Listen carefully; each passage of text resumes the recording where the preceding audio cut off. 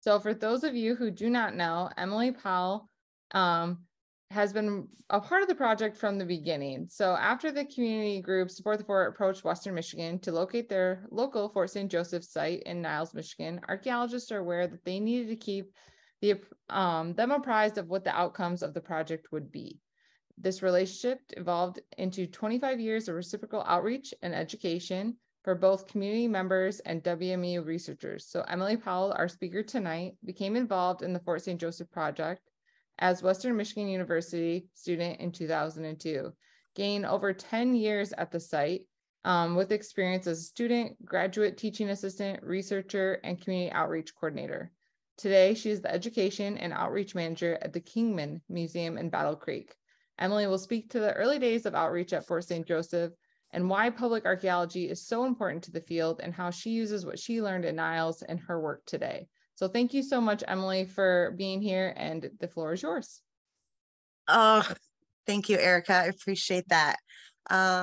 It's an honor that you invited me back. I can't believe it's been 25 years. So basically what I did was go back to my old scrapbooks and got some pictures and things that I had saved from back in that time. So thank you all for joining us. And hearing maybe some of our early stories from before, keeping in mind that we didn't have iPhones back then. So don't judge me. These are pictures are not great, but it'll show off a little bit of what we were doing and how we did progress into such a public site that we know about today. So for myself, personally, I came to Western Michigan University as a transfer student. I had started at Michigan State, not quite knowing what I really wanted to do. And so I did transfer back home to Kalamazoo, thinking I can just go to Western and that's okay. I did take an anthropology course, knowing that I was interested in people and storytelling and history. And so while taking one of those classes as a sophomore, I was just traipsing through the anthropology department and happened to see a flyer on the wall. And it just said, Archaeology Field School. And I got really excited. I'm like, maybe this is what I want to do. And so this was before things were on websites. And so it just said at the bottom, go to Dr. Michael Nassani's office and pick up an application. So I walked over to his office and marched on in, and I said, I want to do your field school. And he's like, have you taken all these courses? I haven't taken any classes. I barely know what archaeology is, right? And he's like, well, you gotta take these prerequisites. This is normally a course, a field school for later students. You take all of your classes and then you do a field school. But I don't know if you saw like the desperation in my eyes or maybe just the potential. But he said, here, take an application, at least take an intro to archaeology class. And so I did that. I turned it in, and lo and behold, I was accepted. I was the youngest student in that class. And that was in 2002. Nobody knew about Fort St. Joseph at the time. And so let me go ahead and start here. So this then turned into a public archaeology wonderland, if you will. And so because the topic of what we're talking about for our 25th anniversary is public archaeology, just want to point out really quick, what is that? What is public archaeology, and why are we constantly talking about it at Fort St. Joe? Why is it so special for Southwest Michigan in the work that we do? So just to point out, decades ago, archaeology as a field did not really include the public. You would have scientists doing the work. They'd ask their research question. You might learn about the data and the results of that data by reading journals, articles, maybe going to an archaeology conference. maybe a book would get published, but the public wasn't really learning about what was happening and where, what was getting dug up, what answers were coming out of the field. And so 30, 40 years ago, there was a shift in the field, and scientists started to realize, and it's not just archaeology, a lot of the sciences were starting to realize that we need to include the public in all parts of this process. And at Fort St. Joseph, we were kind of fell into this. It wasn't a choice, I think, that we made from the beginning. But archaeology in a public sphere, as you can see here from the Society for American Archaeology, they say public archaeologists investigate the outcomes of the various ways we can engage the public. And that is as an audience, as clients, but most importantly, as equal partners. They can help ask the research questions. They can help gather the data. They can help us analyze. And who is they? That can be students, descendants, elders, local historians, neighbors who are just working alongside us. So anyone in the general public. And that also includes how you're disseminating the information. Public archaeologists have to learn how to not only speak to each other at conferences and in journal articles, but expand our communication to young second graders in a classroom. How are we talking to seniors? How are we talking to other committed folks in the community that want to know what we're doing? And so at Fort St. Joseph, we were at the forefront of that because it was in 1997 that a reenactment group in Niles, Michigan said, hey, we got this fort. We need some help looking for it. We've asked some other universities. They were able to rule out some areas, but it was when they approached Western Michigan University that archaeologists came into the community based on that ask and started working alongside them. And I think that is the most important piece of it. We didn't just go in and do the work. We were embraced by Support the Fort. And so they were working with us. They wanted to know every day what we were doing. They would show up. They would feed us. And so we started to realize that we had to relay what we were finding, what we were doing to this specific group.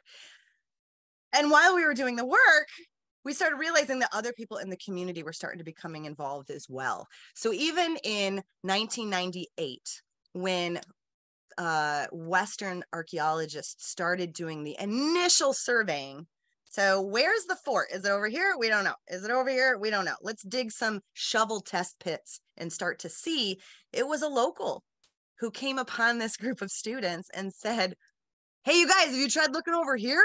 Like over by this river, I've been finding a lot of stuff and picking it up. It was a local who really directed archaeologists into another direction. And that's when they were starting to really pull out some of the most important pieces. The research question in 98, where do we start looking? And they were able to answer like, yes, over here. And so after 2000, they were able to realize that we need to set up what's called a phase 2. We can open up more of an area now that we know where to concentrate ourselves. And that's where I come in. That's when I walked into Dr. Michael Nassani's office and said, I want an application. I don't know what I'm doing yet, but pick me. And so in 2002, that was the first official open excavation for the Fort St. Joseph Archaeological Project. There we are. So in 2002, this was us. We come tromping down. We don't know exactly, how we're going to do this. We know that the site is underwater. And so we have to figure out how to search for this using new engineering to get into an area that's flooded with water. And so as we asked a local dewatering company if they could help us out with this, we started up on what's called the Lynn site. So this is the hill overlooking the floodplain, and you can see us here overlooking the river. Just behind us, you can just make out the piping, big white pipe. These were huge and they were incredibly loud. and some of our first lessons in how to talk to the community, how we're going to do this work together collaboratively. And so if you would like more information about that specifically, you can see this video here, In Search of Fort St. Joseph, which explains a lot more in detail about how we approached all of that work.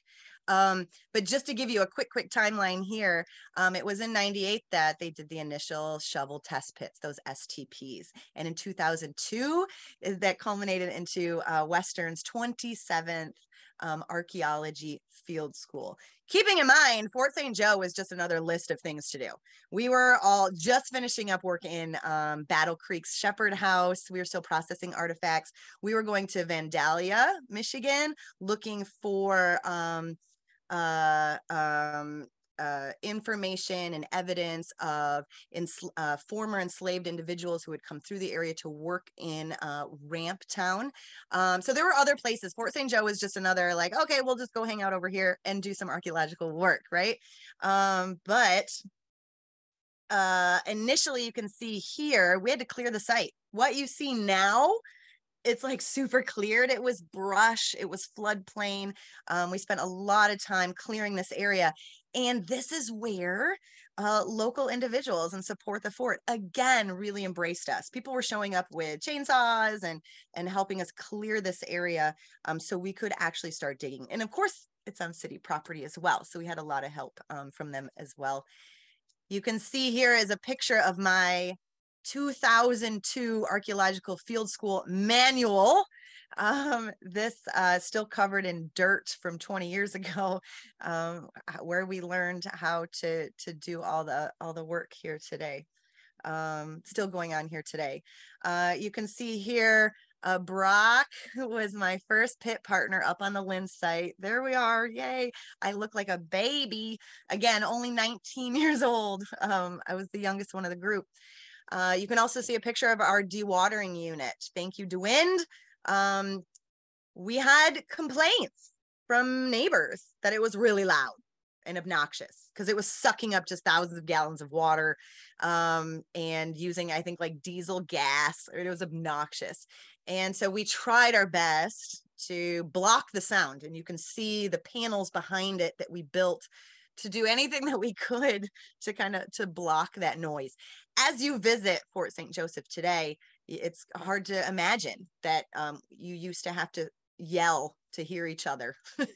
I remember that thing being really loud. And so we moved on. Here, some more of my just early 2002 pictures. Of course, we have Aaron and Krista. I included this picture because Krista is no longer here with us today. And I wanted to include that. She was such a blessing, such a lot of fun. She ended up being a graduate student in the history department. And then you can see Charlie and Dan digging next to that.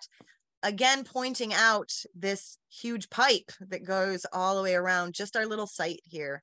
You can still see the trees. We're starting to cut down some things, but please note the mud as well. It's still a very wet site. It was pretty muddy. And we have these tubes that are going into the ground, sucking up all that water, as well as a lot of dirt, and it displaced a lot of sand. But we, again, doing what we could in 2002. We just tried to make the property dry as we could in order to do this work. At this time, we were doing wet screening, just a bit off where we were digging. And so you can see Charlie here set up with some of the wet screens. Again, this is science in the field. We were not thinking of the public. There was no public other than, Support the Fort at this time. So we weren't necessarily thinking about, how to teach these things. Down here is in the basement of Western Michigan University.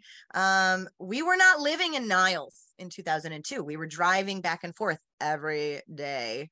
And so, again, this was before weather apps. So we would have to, check the weather the day before and hope it didn't rain. If it did, we would do our lab work here at Western Michigan. So you can see us operating there. And so the work wasn't done as quickly right? You know, if we had a rain day, we would do lab work at Western, but we drove back and forth every day. We had our own Western Michigan vans and operated that way.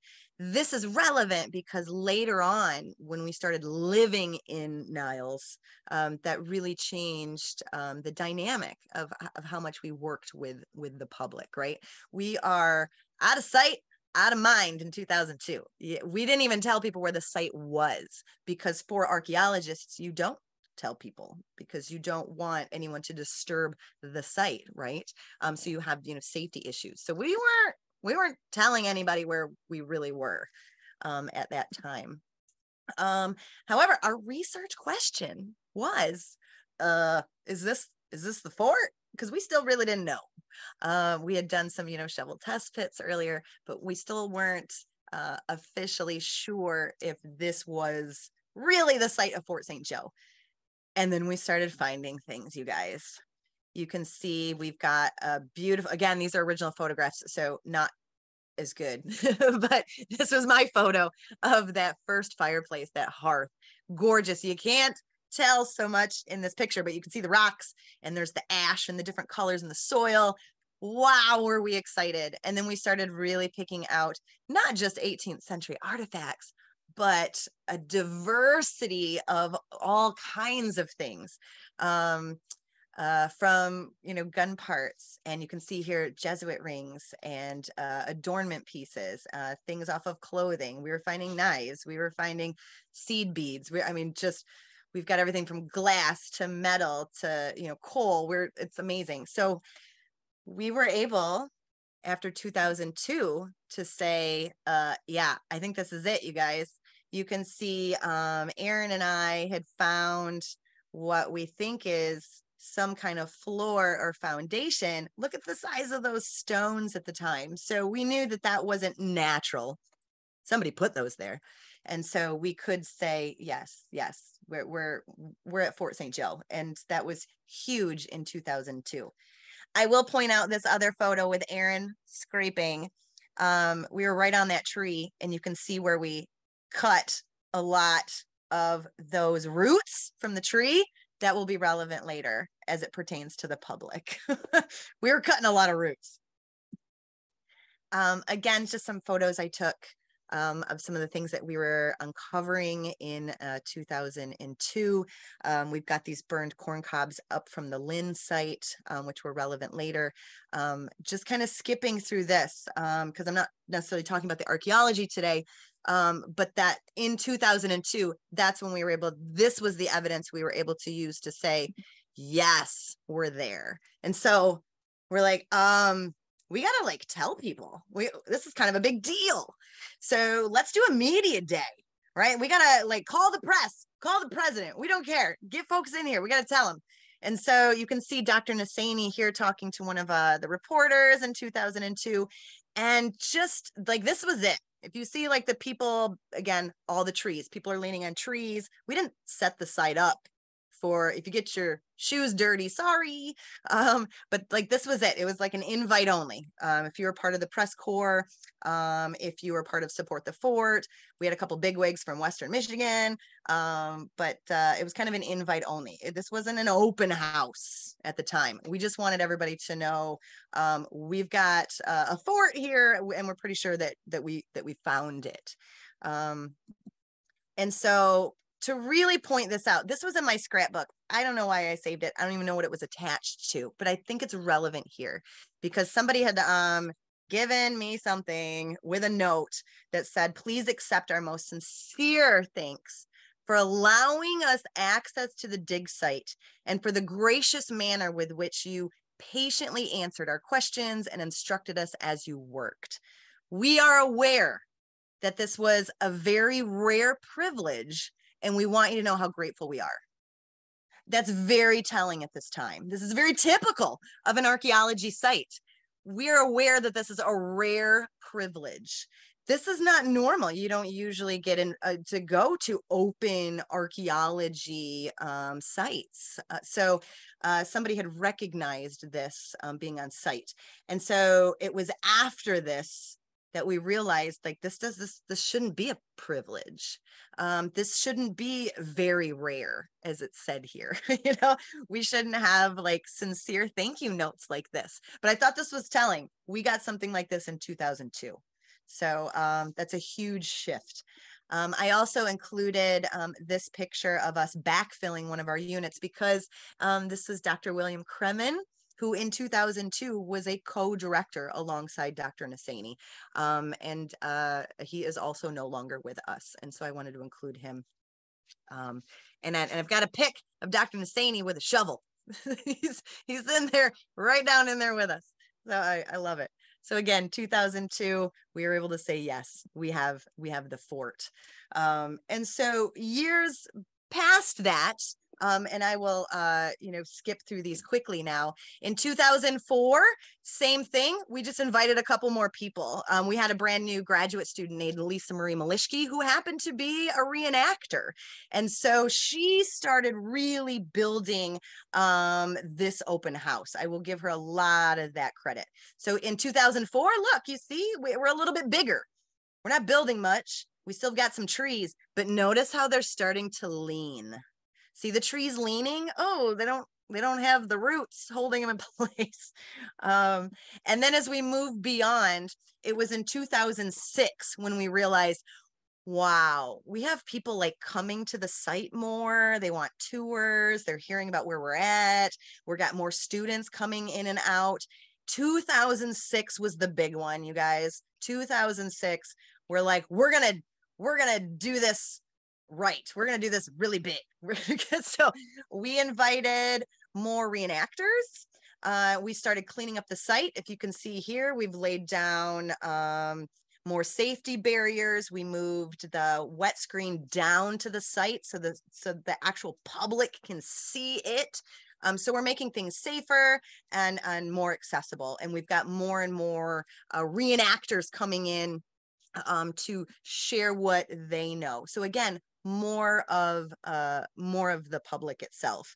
So this is when we started saying that at the end of our field schools, we need to have annual open houses.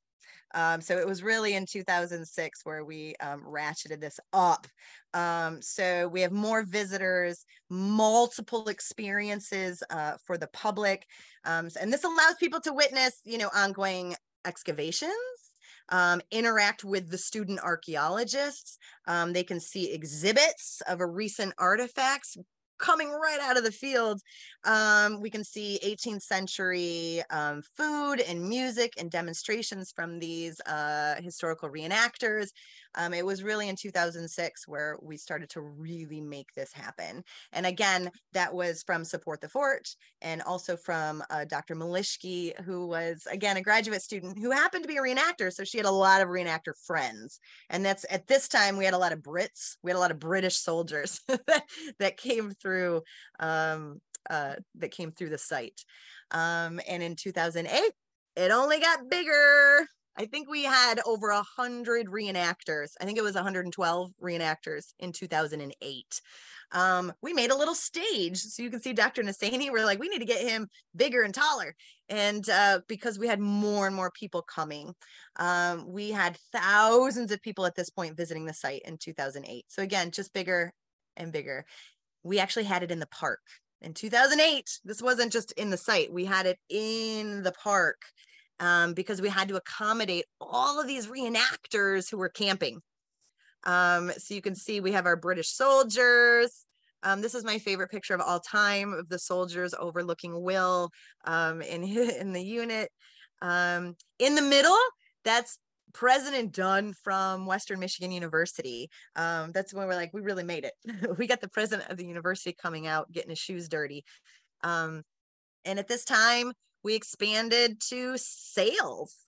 Like, hey, we can sell some t-shirts, we can sell some hats, we had water bottles, we had keychains. Keep in mind, these were all students coming up with these ideas, implementing these ideas, and we were learning it as we went. How do we talk to the media? How do we talk to store owners, putting up posters. We're working farmers markets. We are going to archaeology days at the Capitol. This was year round, not just at this open house, but it was through these experiences that our undergraduate students and our graduate students learned how to run an event like this. And again, expand how we communicate with others about science and about history. This was some more. Again, we've got children's activities. They've got a little mini shaker. We had a bead barter where they're asking questions of students and reenactors. And you can see in the park here, it was big. Like these guys were all camping out. They had all of their tents. They were making a makeshift building, and they actually had like a skirmish. Like we had like a little battle, and we had a lot of people there for the quote unquote battle, even though Fort St. Joseph, you know, we're still learning exactly what was taking place at that time. It might not have been like this exactly. But here's some more pictures. We had a lot of vendors. We had reenactors selling, you know, ceramics and adornment pieces, all kinds of fun stuff. We had games. And you can really see here, like how many British soldiers we had. Again, like almost 120 reenactors. Reliving everything here. But you guys, we learned that was a lot of work. That was a lot of people. That was a lot of, so again, we're learning as we go, what works, what doesn't, what's too much, and what can we change. And it was during this large event that we created another video. So making the past come alive. You can see our videographer here interviewing one of the reenactors. I recommend, if you want to learn more about this event at that time, picking up this video. You can see our flyers from that time. We were making a lot of them ourselves. We didn't quite have a logo at that point yet. And so, and this is when things really got exciting. It was 2007, 2008, when the city council appointed an official archaeology advisory committee. So it was at this time we're like, oh my gosh, there's a lot of people interested in this. We need to have like an official committee that gets to make these decisions if we're going to keep moving forward. And so that consisted of representation from the city of Niles, of course, WMU, the Fort St. Joseph Museum, who was a major player in all of this as well.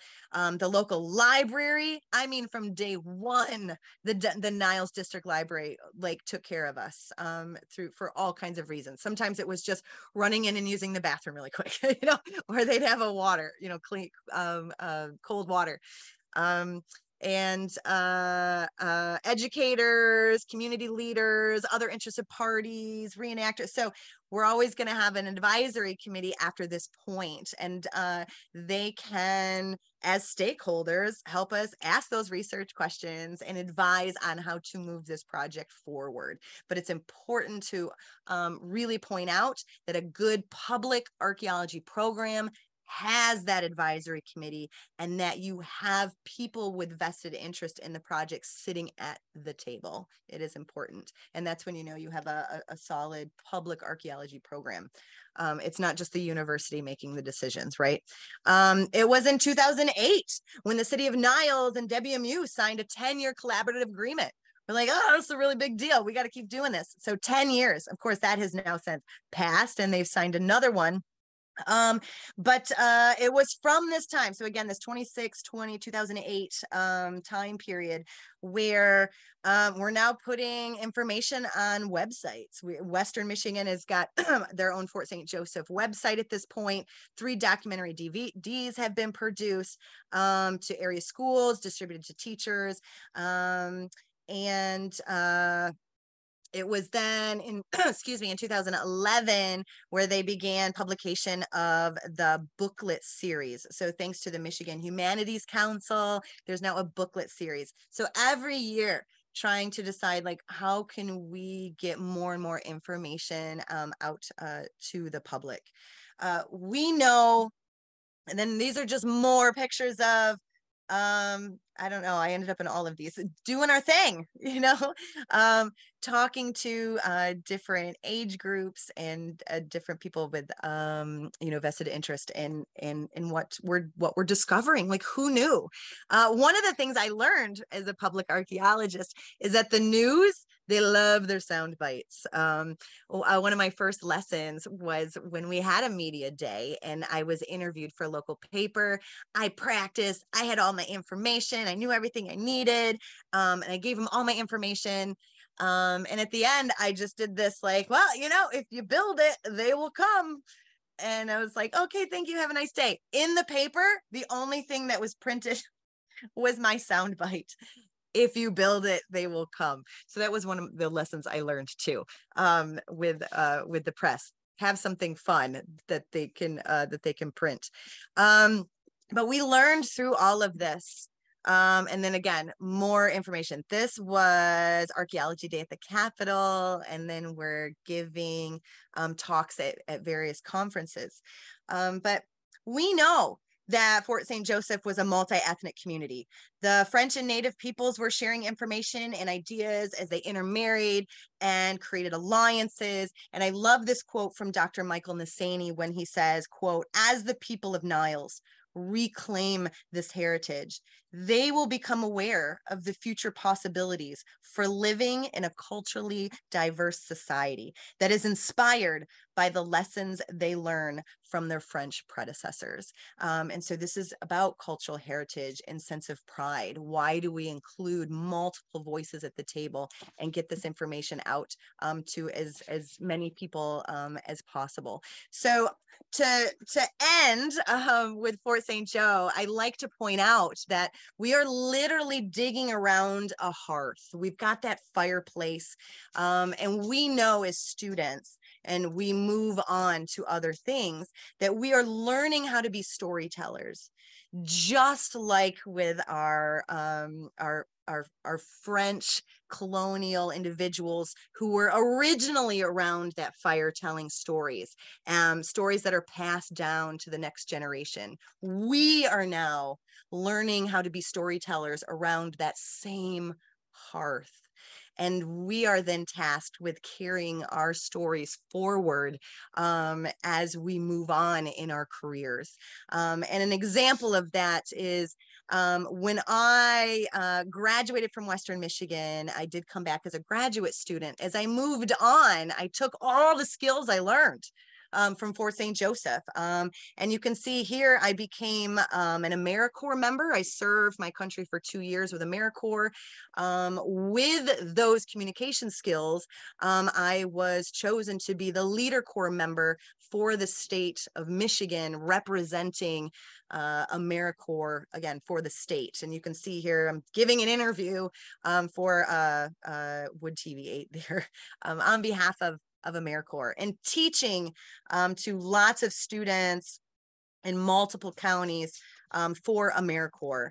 And that was in service to the American Red Cross. And to this day, I am still a disaster volunteer with the American Red Cross, and still a community volunteer lead, giving presentations and teaching emergency preparedness to students. I work as a caseworker in the community. So same thing I was doing at Fort St. Joe, setting up tables, talking to lots of people, putting up posters, giving talks.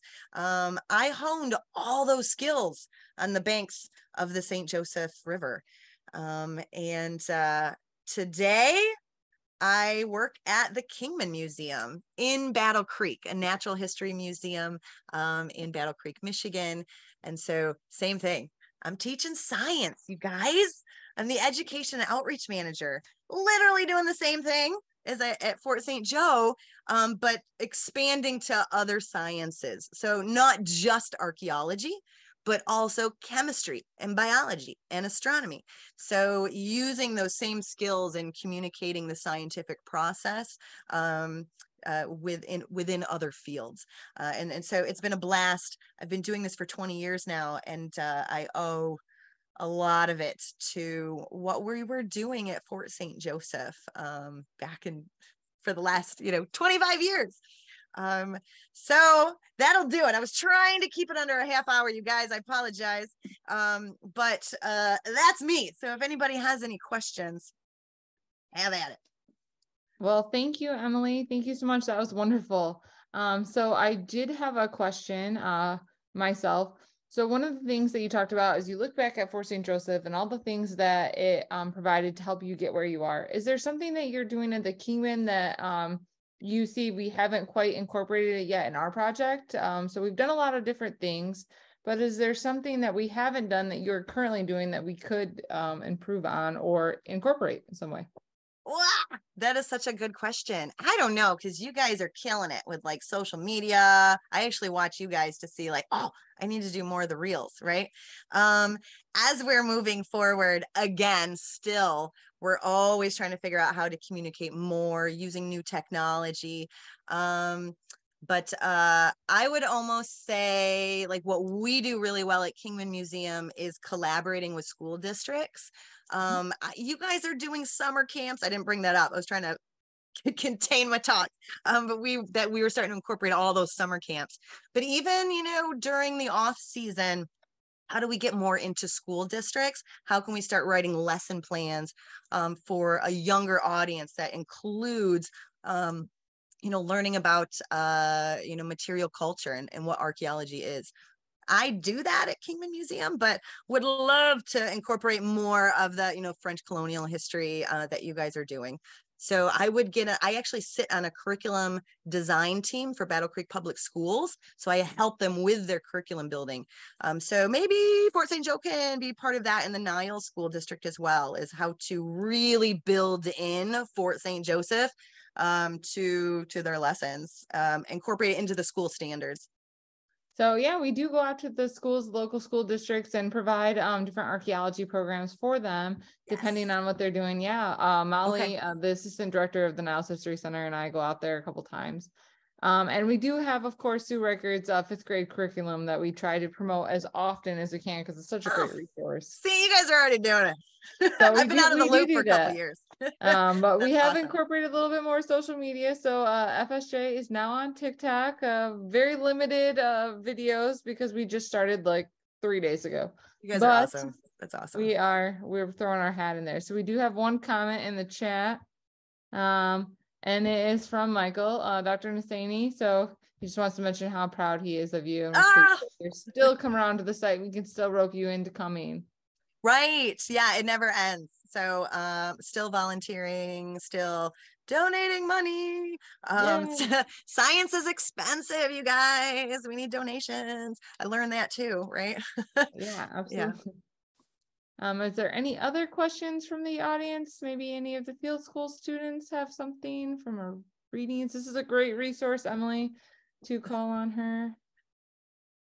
No, thank you guys. It's just really wanted to point out that these things don't happen by accident. You got to get people sitting at the table. You got to collaborate. You got to get talking to everybody. None of these things happened from just us at the university. There was somebody in the community that said, hey, we should do this, or hey, why don't we do that? And I will give that to our leaders. Dr. Michael Nassani, the city, the library, everybody was just like, yeah, sure, why not? And that's how these things happen. We had a lot of yes people. We're like, yeah, let's just do it. And this is what happens. This is the beauty of those kinds of collaborations. Okay, it does look like Michael has his hand up, so go ahead. Hey, Emily, thanks again so much. We miss you. What advice would you give to young students who are involved in the project today, who maybe are thinking about a career in archaeology, public archaeology, or anthropology, and so on? What kind of advice would you give them to motivate them to pursue their passion? Oh, good question. Oh my gosh. I would say like diversify your education. If you're just doing anthropology, you're creating a bit of a niche for yourself, right? Try to diversify the different things that you're doing, where you're going. So for example, that's why I, going to do AmeriCorps service for a couple of years. That didn't have anything to do with archaeology, right? But I was able to build more skills that way and network with different kinds of people. You want to break down those silos and get into other departments, talk to like lots of different kinds of people. Networking is everything. it doesn't matter what you're going into, right? It's kind of who you know and where you're hanging out. So be at the table, and make yourself present and intentional, and try to do kind of lots of different things. No one job is going to be a waste of your time. You're going to learn something from everything that you do. So just get out and start doing stuff, right? Yeah, I think that's really good advice for people too. Thanks, Emily. There is another comment. So Tim wants to shout out, say thank you, and that great memories, loved it, done incredible things. And I think so too. Emily, thank you so much for being here. We really enjoy hearing your perspective, looking back, and then we're hoping to continue that on in the next 25 years or maybe more. Who knows? Who knows what the future holds? So it was hard to get that contained in like a half hour. You're like 10 years worth of stuff. So thank you for listening and seeing some of my early photos there. But I just love what you guys are still doing. You're still doing it, still going. Love it. So if anyone has any additional comments for Emily, you can feel free to. She just volunteered to once again show up to the open house and help us out. So you will see her there. Come on out. Remember, it's that first weekend in August from 10 to 4 p.m. So please join us for that. And while I know you can't really wait until then, so we don't want to just slow up on the fort content, I'd like to remind you that this is just the first lecture in our lecture series. So we will have 3. The next one is also virtual. So thank you for those who participated tonight, and I hope you can tune in to the next one at 6 p.m. Stacy Trinsky from the Department of Natural Resources in the state of Michigan is going to virtually present Archaeology Matters, Public Archaeology in Michigan and the Significance of Fort St. Joseph Archaeological Project. And she will, just like Emily, stick around for a brief Q&A session. You will not want to miss this one. Another great program's on the way. So have a great night, everyone, and we will see you soon. Thanks, guys.